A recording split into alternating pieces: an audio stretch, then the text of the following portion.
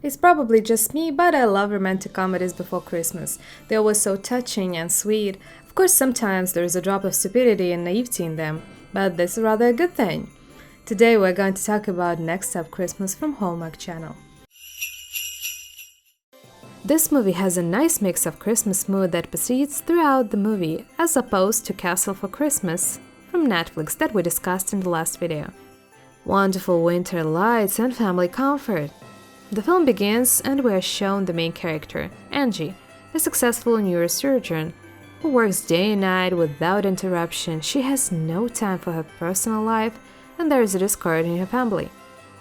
Parents and sister have problems and nothing bodes well for a good outcome. Angie dreams about her ex-boyfriend Tyler, who has become a famous sportcaster. She stalks him and his bride on social media and regrets that she has no way to turn back time. Angie is going to spend Christmas in splendid isolation away from relatives and exes. She goes to the train station to get a ticket but bumps into a strange cashier who behaves very old-fashioned and wastes her time. And in the old man, we recognize the famous Christopher Lloyd and smile with nostalgia. The main character gets on the train and falls asleep, after which she wakes up in a completely different train, beautifully decorated for the New Year holidays, and sees her ex, Tyler. Then a semi-comedy begins, where the hero does not understand where she is and what to do. And we rejoice in references to time travel and Doc Emmett Brown. The main character has to figure out what she did wrong 10 years ago on Christmas 2011, correct her mistakes, and go home. It is immediately obvious that the film was made for television. It has typical scene transactions, especially for commercials. Nevertheless, the quality of the film is decent. Good color grading, great atmosphere, wonderful music. The selection of actors was also pleasing. It's funny to think that in real life, Leah Thompson has two daughters who are similar in type to the actresses from the film. It so often happens that if the film is good, it is difficult to talk about it for a long time.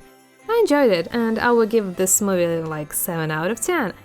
It's good for 1 or 2 views, it gives a wonderful New Year's mood and it is not a shame to recommend it for viewing. And then by chance I came across last year's film from the same channel, and it's called A Timeless Christmas. They seem to have some kind of time travel kink.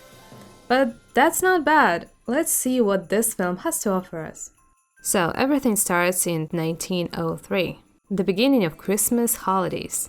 We're introduced to Charles, a handsome young man who is an inventor, dreamer, and very busy man. He buys a clock at the auction as a present for his fiancée. Very interesting, but there is a superstition that you shouldn't present a watch to your loved ones. I can't say exactly why, but I heard that for sure. And we're shown his sworn enemy who, according to Charles, wants to steal his inventions and his fiancée. Charles goes to his estate where they show us how busy he is, that he does not even have time to attend the Christmas dinner that his employees arrange. And he also refuses to celebrate Christmas with Elsa and her family, which is very greatly upsets the girl. At night, Charles discovers that the watch he was going to give the bride does not work and tries to fix it. His maid Rosie brings him a drink and gives him advice on love affairs, through which the authors try to show us that Elsa is not a couple for Charles at all. Very reasonable, right? What the scenes and actings are for, if you can just say.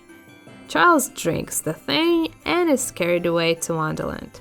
But at this point, ladies and gentlemen, you can completely turn your brain off, because if you start thinking and noticing details, the whole picture will disintegrate. I would like to know for the start that, as in previous film, this one has an atmosphere of winter holidays throughout the entire story.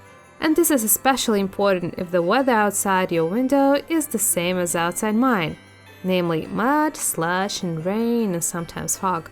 But let's not spoil the atmosphere. Charles goes 100 years ahead and ends up in 2020, where a museum was made of his house and the owner himself was declared missing on December 18, 1903. Of course, the writers are trying to tell us that Charles is not particularly surprised by the fact of time travel, new technologies, cars, and so on. But it's still weird, whatever one might say.